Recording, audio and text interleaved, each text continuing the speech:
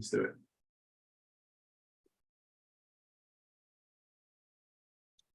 And we are live. So, hey everyone, what's going on? Coach CJ here, Bennett and Puppy, in case you guys were wondering. It's nap time, so hopefully Bennett is good. So, make sure you guys mute your actual stream. Coach Kaylee's here and Coach Orlando is here. And so super excited to chat with you guys and kind of go over our current phase and answer your questions that you posted in WODprep. So we'll dig right into it. And we'll kind of just go in order with where, can you guys hear me okay? Everything good? Yes? Okay, great. I will preface, if he starts to lose it for a second, I'll probably have to leave the room and let Orlando and Kaylee take over while I put him down. All right, so we're going back to last Friday. Sam's questions. So nutrition question, following a plan for 2 years now, feels good, but I'm wondering about the sign to change for better performance. You know, as far as things like that, right, if you're really trying to dial in the specifics, getting a nutrition coach that helps you make modifications based on work days, rest days, strength phases, aerobic phases, etc., is really, really key. But if you feel good, you know, I wouldn't change it if you don't think it's broken, you know. So nothing to really focus on there. If you feel ever like you're losing weight or energy is low, that's when I would. But if you feel good, then I think you kind of run with it, you know. No need to make big changes if you're feeling great. You guys got anything else? No, I just think follow the same thing. Like, if you're sleeping well, if you're feeling recovered, those are signs that you're on the right track. But if you are starting to get disruptions in sleep and recovery takes a little bit longer, then that's where if you had to do it by yourself, just play around with adding a little bit more protein, carbs, or fats. It just depends on where you're at. So definitely start tracking if you haven't tracked, and then figure out where you're at and then make small adjustments up or down. That's kind of how you can do it on your own. But those take weeks, right? So if you make an adjustment, don't do it every week. Make an adjustment, take about 4 weeks, and then go from there. Yeah, agreed, for sure. Kaylee, next question is, if I skip a day for some reason, should I consider it a rest day and compensate in the following, or just continue normally? I'm going to give you the greatest answer ever. It depends. So, yeah, I mean, like, first, depending on the day, depending on what the rest of your week looks like, if, like, let's say if I miss Wednesday, it might be a lot easier to do Wednesday's workout on Thursday instead of rest. And then Wednesday would be my rest day. And then I'll work out Thursday, Friday, Saturday, and, you know, my normal rest day Sunday as well. So, but if you're kind of missing a day and then it doesn't make sense with the rest of your week, you know, just manage volume. Don't do, like, you know, most of the time 5 days straight in a row is not going to be good for most people. You're just going to get fatigued and you're not really going to move the needle. That's really the goal, right? Is to move your fitness needle. So if you feel like it's not doing that, then it's probably not, you know, worth your time. So you can always change things up too. If you have less time, do less, maybe do a skill session or just some zone 2 or whatever you have time for.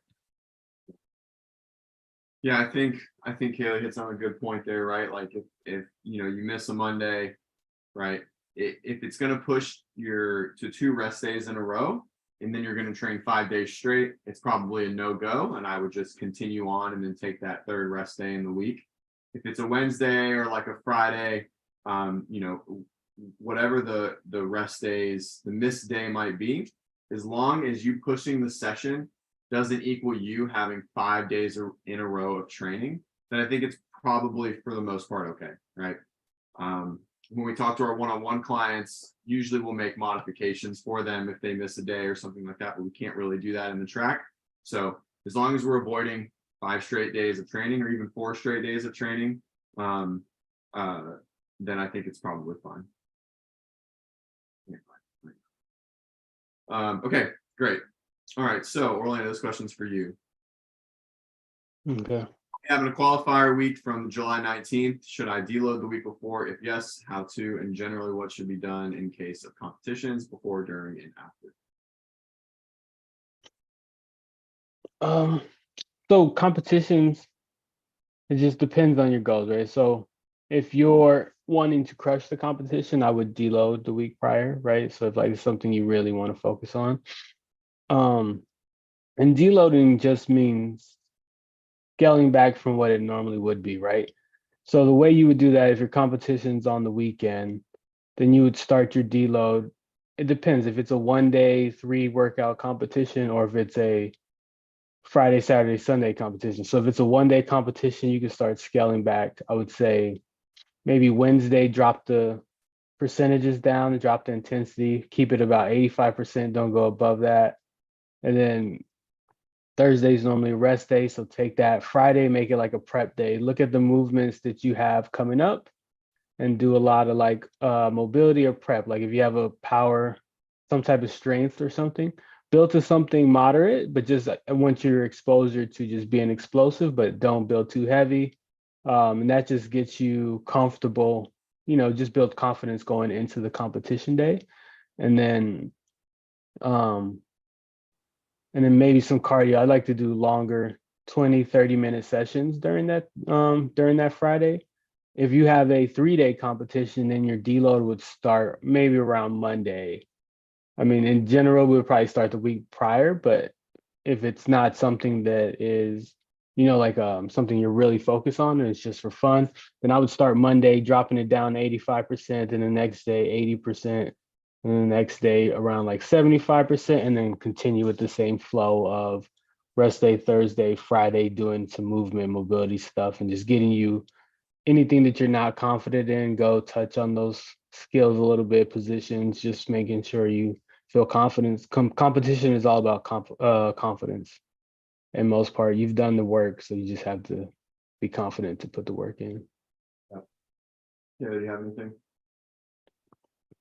No, that's pretty much exactly how I usually run it. And like Orlando, has said a couple times now, it's really just depends on what your goals are, and how important and how long the competition is. So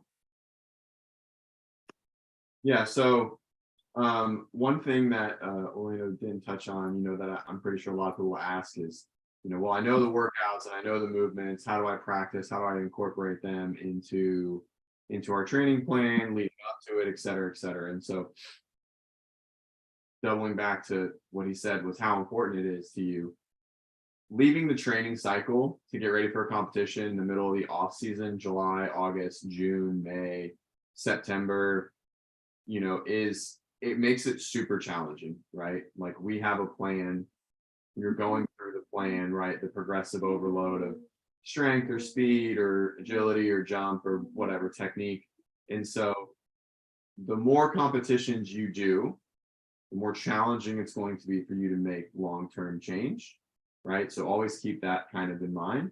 And so I want everyone to do competitions, but I just want to make it known that the more competitions you do, the more times you have to deload when we're not deloading, the more fatigue you're going to accumulate after that competition, even if it's a 1 day, right? So we want to be mindful of that and really setting your goals, right? What's most important? Is it most important for you to push within the traditional CrossFit season, the open quarterfinals or semifinals, or do you just want to have fun, right? And I say have fun loosely. It all should be fun, but the more competitions you do, the more challenging it makes your training for the year for you to tolerate it and do well and progress and build, right? Remember, you don't get better when you compete, you're better when you train and recover, right? So always think about that as well. And then if you are competition super important to you, it's 3 days like Orlando was mentioning, substituting in some skill work, EMOM work of the workouts that you might know in, out of, or subbing it from our conditioning pieces would be what we would do, right? So if you know the workout is Fran, we're not doing Fran, even though we did have a Fran-ish kind of workout on Saturday, right? You would take some of the conditioning out and put some of the conditioning or the competition workouts in place of those. That's what I would do. Does that make sense, guys? Yes. Yeah. All right. Okay, so Kim, what are your thoughts on saunas and ice baths for recovery? Been getting the big sale by someone at the gym. Start doing sauna. This is interesting. Sauna before training for a warm up. Does this really help for working out? How do you feel about ice baths? Just wondering, since they both seem to be the big trend right now. So My gym is a free sauna. You don't have to pay for it. So just come on down. It's 100+ degrees. hot. Not even warm, you're just hot. So I first want to cover the important things of recovery, which have nothing to do with sauna and ice baths, right? It's nutrition, sleep, training volume, hydration. If you have all of those in tune, you are boom. That is the most important. If you're doing those 4 things really, really well, then we can talk about saunas and ice baths. But until then, it's irrelevant. You can ice bath until you're an igloo, right? You're an Eskimo. But if you sleep like shit and you eat terrible and you don't drink water and you're training way too much, it doesn't matter, right? It's irrelevant. So sauna before workout, that sounds terrible. I would never suggest that to anyone. I've never read any of that. I disagree with that. Now, sauna for like an active recovery day, right? Because people like to sweat. Heart health. There is some info on cardiovascular health from sauna usage. And then the ice bath thing, there's a lot of information out there. As long as you're not doing it the second you get out of training, right, it's probably fine. But again, it's more important to hit on those 4 things that I mentioned, right? Like The only thing I can think about is that someone actually feels warmed up. So then they're like, oh, I feel great in the workout, right? Like that's the only thing that like makes sense to me, that, oh, I feel warmed up. So just go warm up. You could also just do a warm up and feel warm Yeah. up.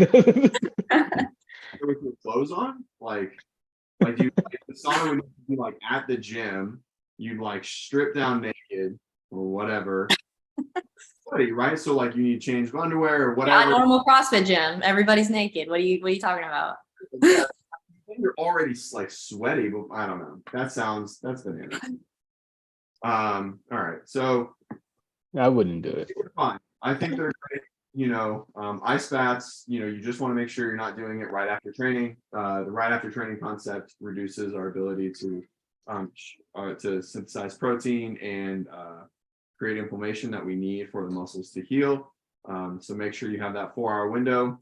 But the ice baths for like the grit and the mindset thing and the, I can do this is good. Yeah. All right. I'm going to switch questions and see if I can get them down. All right, guys, let's go to Monday on What Up. You can see the questions. Nope, Tuesday. Just kidding. Thank you. Okay. All right. Okay, so this is going to be this is like the biggest question. This has come up a couple times. So Trisha asks, how do I incorporate skills into training sessions? I would like to start ring muscle up training from scratch. We're doing these on active recovery days, replacing components for the day with it. If so, what should it be? And following the RX track, usually have about 90 minutes. So this is tough, right? Do you want it? Can you go hold it? Okay. This is tough. Our training session is super full. It just is, right? I don't suggest doing it on a recovery day, especially if you're struggling with shoulder injury. I think you're coming back from a shoulder thing. And so, okay, all right, no more. Here you go. You want this? So adding it to the beginning of the session is probably what I would do. You can sub it out for some other skills. We will be having a lot of skill work in. And so as we kind of go through it, right, we take a long time to kind of get away from All right, Orlando, can you go? Give me like 3 minutes. Go ahead. You got this. All right. Yeah. So, I think one thing we have to think about is like skills take so much time to develop, right? Adapt to the new skill, progress to that, right? So, what you normally see in the skill session is like 5 minutes doing something, doing all the progression stuff, and then like 5 minutes, just let's say, just swinging on the rings and trying to figure it out. One thing that we could do, and then one thing that I used to do is, so I would go to the gym, maybe, so you have 90 minutes. So as you start to warm up, add one of the skills or developmental tools into that warm up. So for ring muscle ups, right? Maybe on Monday you do 2 minutes of 15 seconds support holds, 15 seconds bottom of the ring dip holds, 15 seconds of just regular holds on the ring in the false grip, right? And you only do that, and then you move on to the rest of your warm up, and then go throughout your day. And then on Wednesday, you add maybe some banded hip drills, some ring pull transition drills, right? And just add in a little bit, because you can warm the same muscles up using those skills. And then maybe on one of the days, you actually practice the harder skills, right? But then you would have to sub out and figure out what you want to take out. So if there was a session where we were working on something like some type of pull up or kipping pull up, you could maybe sub that in, but there's always a give and take for everything, right? So if you take away some of the session to work on a certain skill, you may not get the development in that skill. So it's all about prioritizing what skills you want to work on. And I think that adding those in correctly just gives you time and gives you exposure to the movements, like doing them 3 times a week, but just spending 5-10 minutes just if you want to complete the entire session. But if not, like I said, you can replace things, but just remember, if you replace something, you're losing out on something else. Muted. So just to kind of I kind of heard from the other room, as you're kind of going through this muscle up training, Trish, or anyone, I wouldn't go through our courses. That's going to take, it's not, you need volume, right? You have a muscle up. I wouldn't go back to like muscle up madness and like spend 15 minutes doing kip swings and like body position work or the strength sessions in those things, right? You just need more touches on muscle ups, right? You can do some skill work and some banded work for the most part, but you need to be getting volume in those things. And so we're working on our end to try and figure out, because this is kind of the biggest thing, even in our RX track, we should have everything but maybe 1 or 2 skills, but we have quite a few athletes that are following the RX track that are missing quite a few skills. So trying to figure out a way to incorporate some form of a gymnastics session as like an accessory or an add-on. With Kaylee, the advanced gymnastics program is probably a really good place to start. You're going to get muscle ups every week right, Kaylee, in their ring muscle ups every week in there. That it can switch between ring and bar, but if you are specifically working on ring muscle ups and that's what you want, you can always just sub the bar muscle up work for ring muscle up work.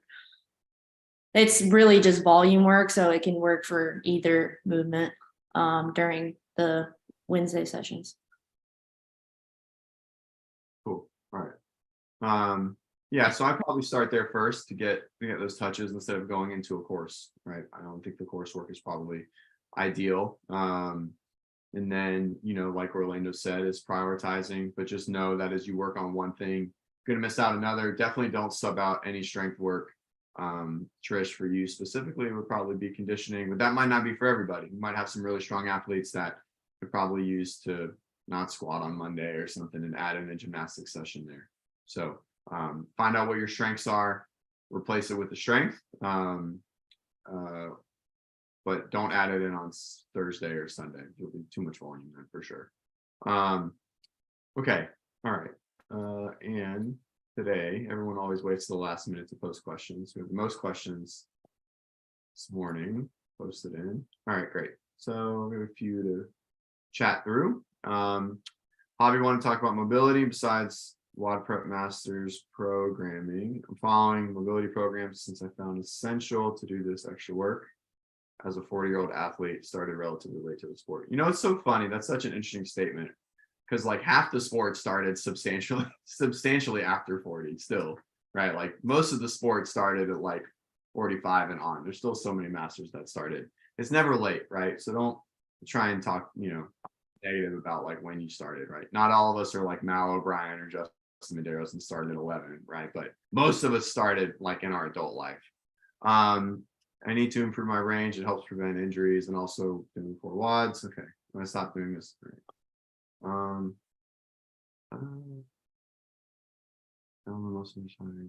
you considered adding mobility skills program? Also, when is your opinion optimal time mobility work? I like mobility work before the workout, especially if it's like workout specific. If it's just like general mobility stuff, I like to do that before bed or suggest people to do that before bed. As far as a mobility program or track, no, it's not on my radar at all. It's just not something that I really push for. I'd rather you spend more time training appropriately, getting in the reps, working on the things. So, you feel you have to do all of this stuff to prevent it. Most of the time it's like snatching or kipping and those kind of things, but we spend a lot of time with the bar overhead, hanging on the bar. So, we definitely believe spending more time in those active positions, under loaded positions, even light load, spending more time there is what's going to help us. So I'd rather you get more reps in training than more reps like reaching for your toes. But if it's the mobility work that you're looking for that's specific to the training day, do that before the training. And then if it's just very general mobility work, you can do it literally anytime. It doesn't matter. But no, mobility work, we have shoulder ROM and we have happy hips are programs that we have that work pretty well, all kind of based on loaded positions and bracing and isometrics.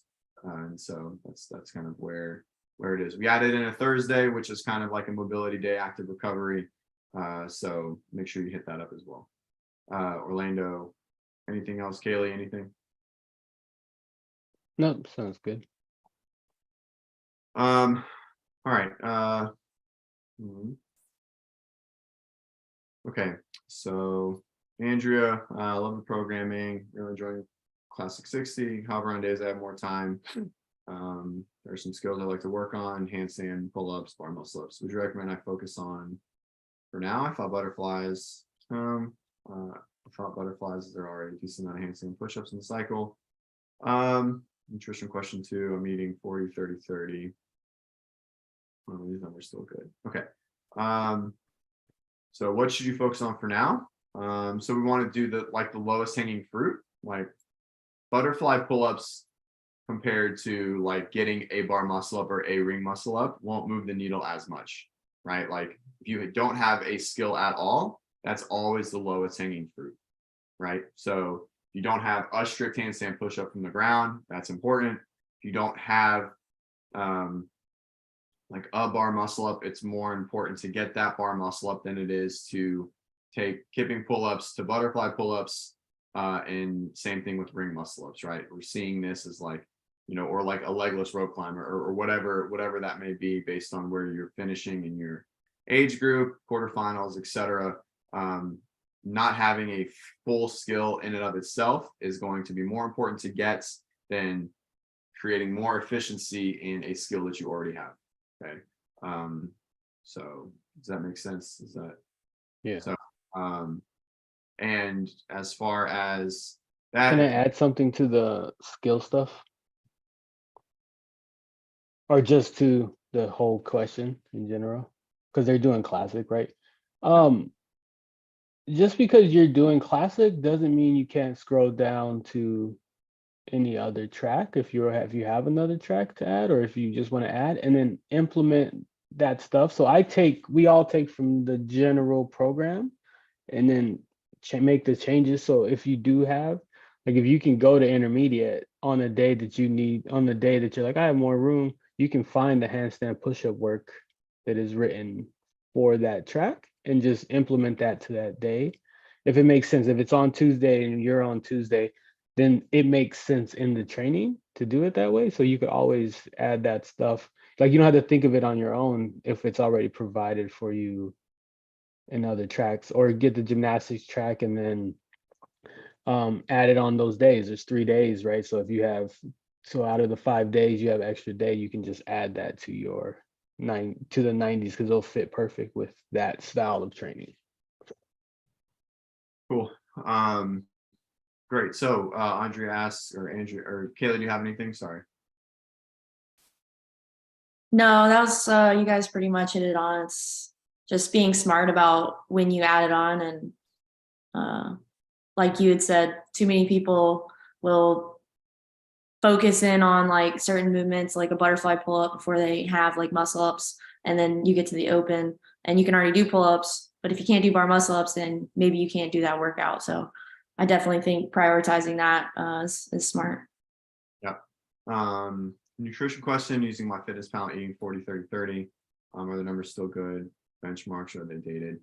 I mean, 40% carbs is probably pretty low. 40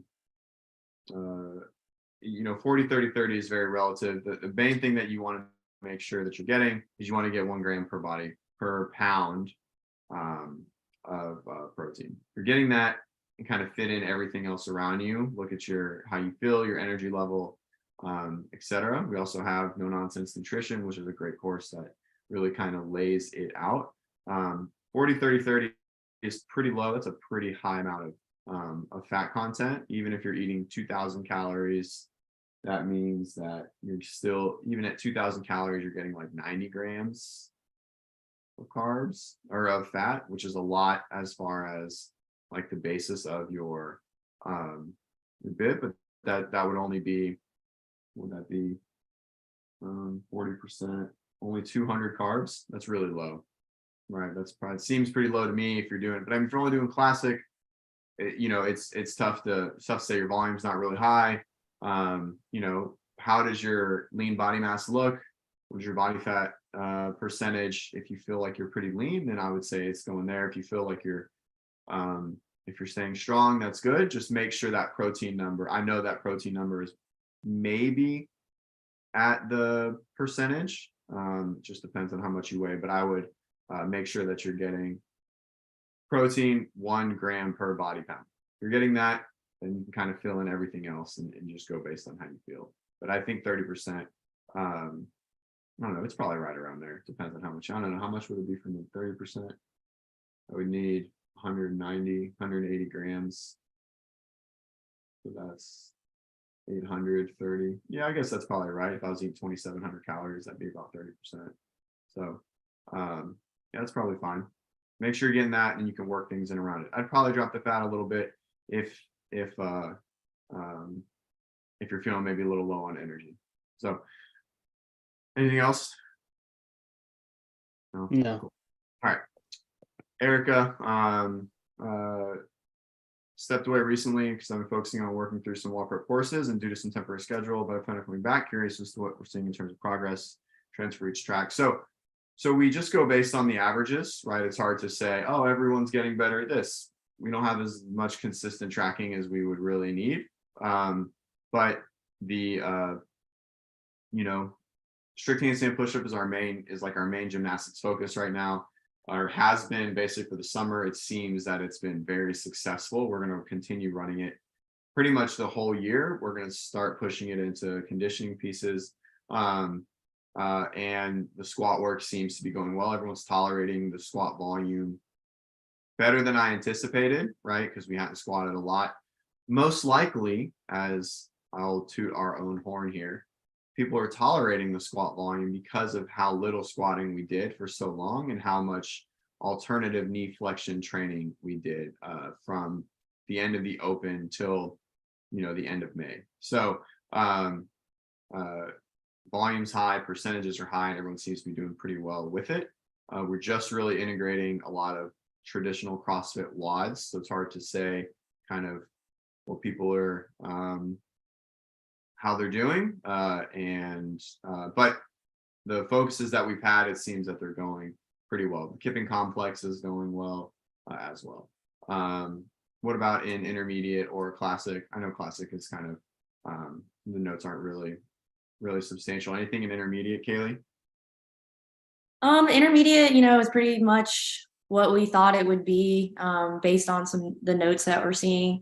Everyone's doing really well with the lifting. Everyone's doing really well with a lot of the cardio and metcons, because we're not changing those things up too much. We're kind of assigning stimulus to a lot of the workouts as well, to allow you to choose, what is going to be the most appropriate weights and things like that for you, which I think is helping a lot to get everyone again on that same stimulus for the workout.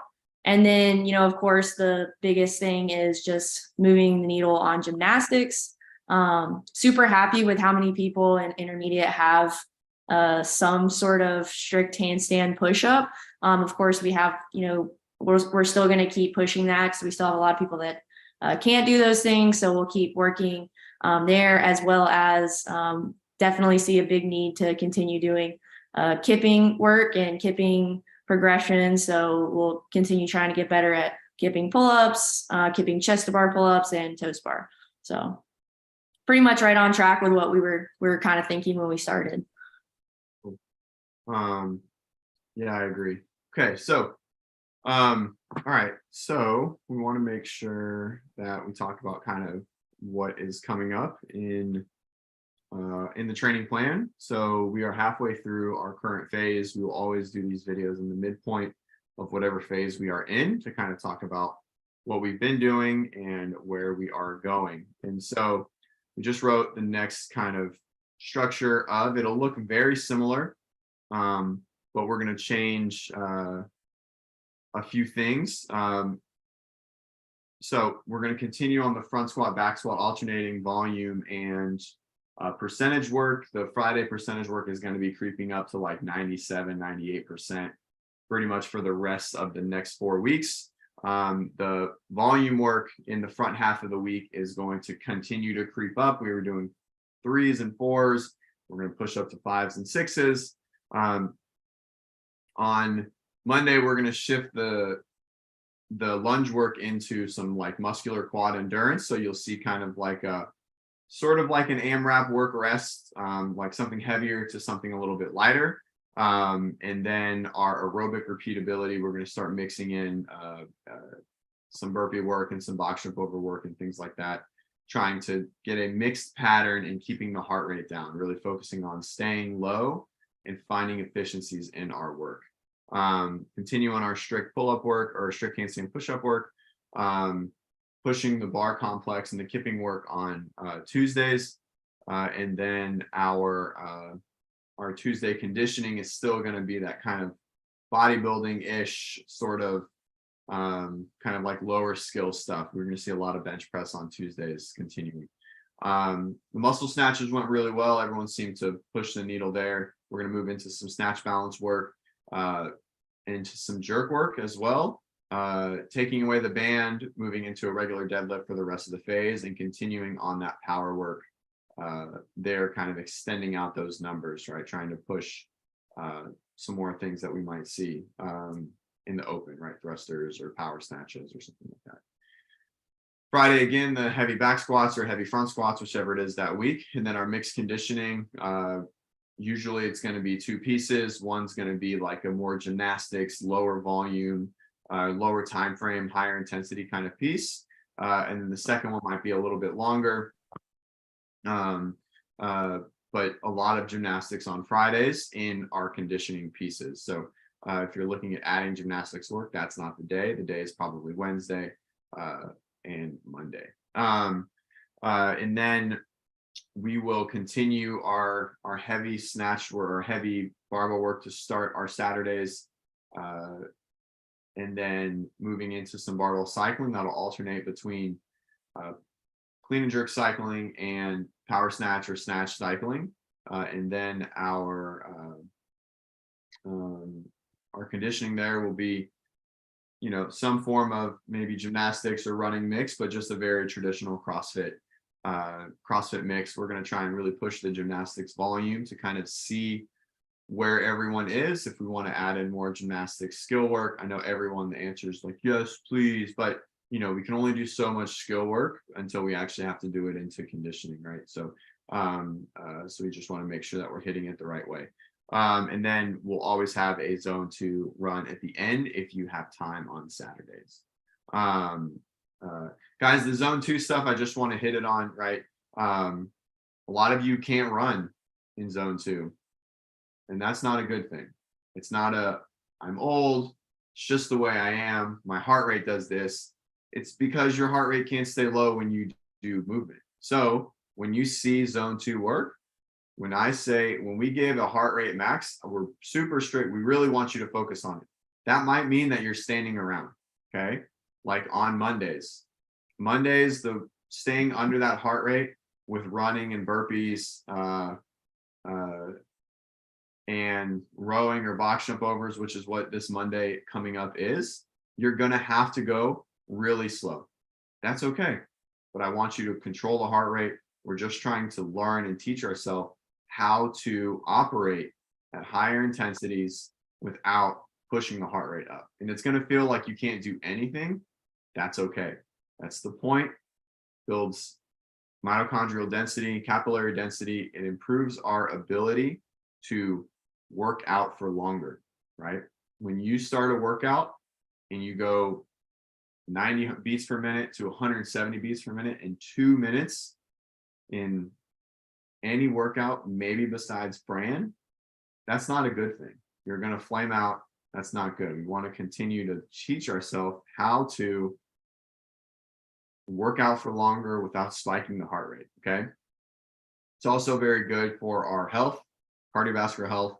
It doesn't really trash our CNS system or our local muscular fatigue, right? So like when you do Mondays aerobic repeatability, you shouldn't have a lot of leg fatigue or arm fatigue or really anything, right? You should just be a little tired because you worked for 40 minutes. But as far as like, oh, my legs are going to be so sore, my legs are blown up, that's how we know that we're producing lactate or hydrogen ions or whatever you want to call it. We're not clearing lactate very well, and we're pushing too hard. Okay, we're keeping the heart rate low. We should finish the workout and we should feel 100% fine. If you're not, we're pushing too hard, right? So stick to it. When we don't ride it, I want you to go full send like Kool-Aid man through a wall. Okay, all right. So, but yeah, stick to it. I know it feels lame, but it's not. I promise. All right. Has anyone got anything? No. No. Good. You guys want to talk about anything coming up?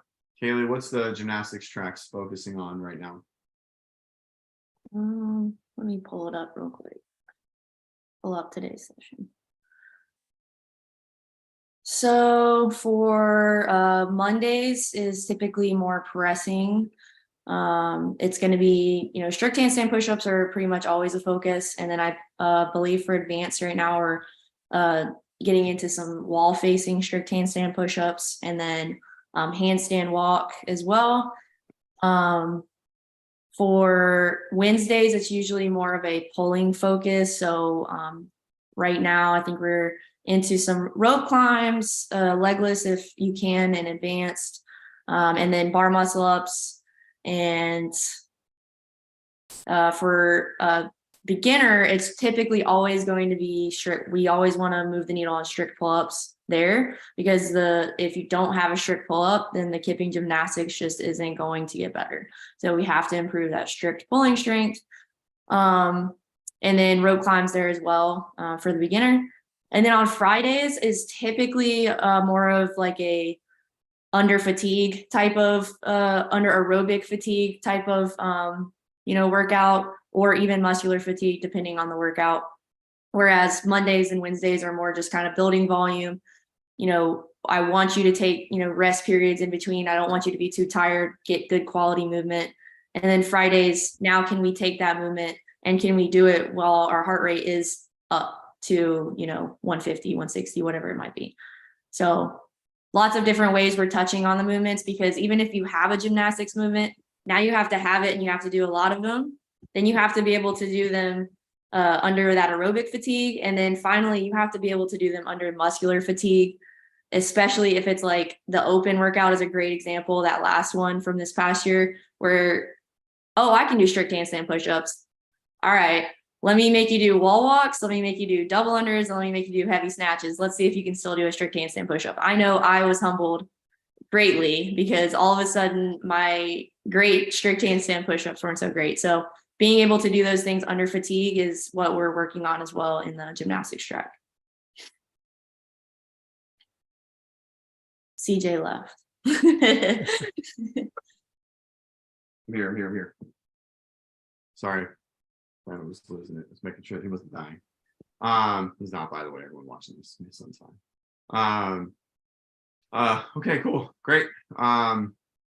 Yeah, well, I think that's it. Thanks, guys. If you have any questions, you can just drop it into WODup. You'll see it here. We'll post the replay link, but it'll just be at this link if you want to, if you just popped in or you want to watch it later. No questions during, but again, if you guys have any questions about what we spoke about, just drop it into WODup or even in the chat here. I think I get emailed if someone posts in the chat. So yeah, thanks for joining. It was finally got to go live on YouTube from a planned thing. It took a lot of weird efforts from behind. We finally figured it out. It only took us like 7 tries. I don't think we've ever actually been able to do this successfully. So yay for technology. Cool. But yeah, we're excited. Oh, the phases. So this is going to run till the week of the games. Okay, so this phase is going to run till the end of July, whatever that is, July 31st, July 30th. Okay, then the 31st, the week of the games, we will deload. That week, we're going to try and do some fun workouts of old games, modifications that we can kind of do. We can't do the workouts that come out then just because we have to write them in advance. So we're going to try and make that week fun. It'll be a deload, definitely shorter volume, because what we want you to do is we want you just to sit on your computer all day and watch CrossFit from Tuesday to Sunday. That's all we want you to do, and then work out a little bit when, like, you know, in between heats. You know what I'm saying? So training volume will be a deload that week. Hopefully a lot of you will be at the games, and we'll meet a lot of you. The whole WODprep team will be there. And so if you're watching this, we definitely would love to meet you and hang out and chat. So yeah, so we have 4 weeks of this coming up, 4.5 weeks because this is Wednesday. And then we'll go into our next phase. We'll make sure to release a video about that before the deload and before the game starts, about what to expect in the next coming phase. Okay. Great. Well, thank you guys so much. We love doing this. We love chatting with you guys, and hopefully we can continue to do this successfully. And yeah, like I said, if you have any questions, post in WODup. We'll see you guys